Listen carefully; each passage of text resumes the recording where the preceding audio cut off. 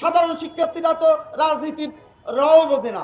আমরা বাংলা সিনেমার সাবানা না। সাধারণ শিক্ষার্থীর লেবাস ধারণ করে এই বৈষম্য বিরোধী ছাত্র আন্দোলনের অধিকাংশ নেতাকর্মী সমর্থক আজকে নষ্ট হয়ে গেছে।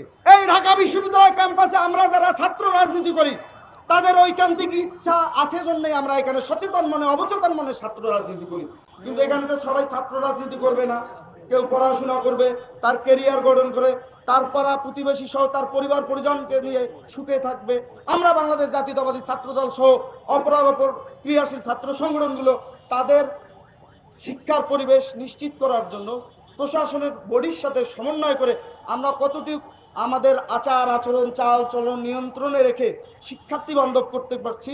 সাধারণ শিক্ষার্থীরা দেখবে তাই সাধারণ শিক্ষার্থীরা তো রাজনীতির রও বোঝে না, রাজনীতি নিয়ে অনেক সময় সচেতন থাকতেও চায় না। আমরা যারা রাজনীতি করি তাদের কাজেই হলো সাধারণ শিক্ষার্থীরা একেবারেই রাজনীতি বিমুখ হলে একটা দেশ গণতান্ত্রিক পন্থায় চলতে পারে না।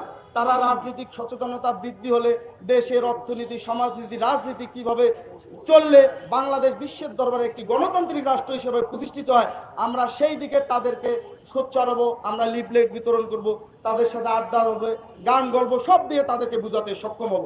কিন্তু ওই করিম যখন দেখে রহিম প্রাণতে করে ঘুরে বেড়াচ্ছে তথাকথিত জুলাই আগস্টের আন্দোলনে দুই একটি সোশ্যাল মিডিয়ায় এসে রাজুতে আসুন চলে আসুন এই বলে আপনাদের মাধ্যমে মিডিয়া ফোকাস করে সে এখন হাজার কোটি টাকার মালিক বনে গেছে।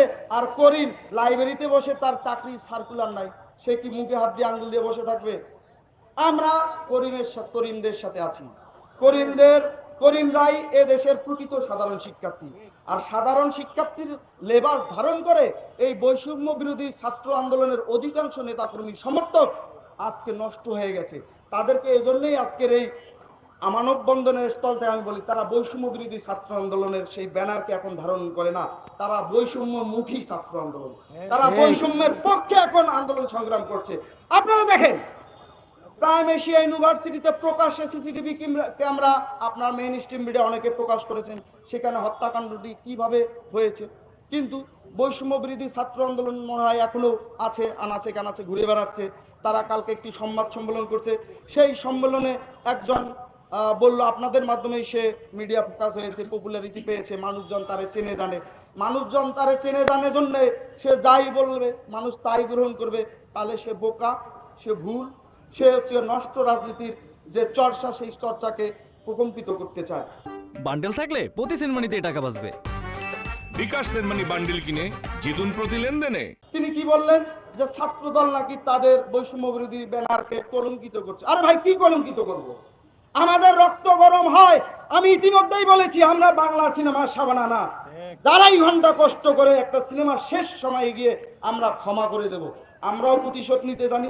অবশ্যই সেটা জনাব তারেক রহমান 31 দফা কর্মসূচি ইতিমধ্যেই প্রণয়ন করেছেন। সেই কর্মসূচিতে তিনি ইতিমধ্যেই বলেছেন আমাদের প্রতিশোধ হবে 31 দফা কর্মসূচি প্রণয়ন এবং তা বাস্তবায়নের মাধ্যমে।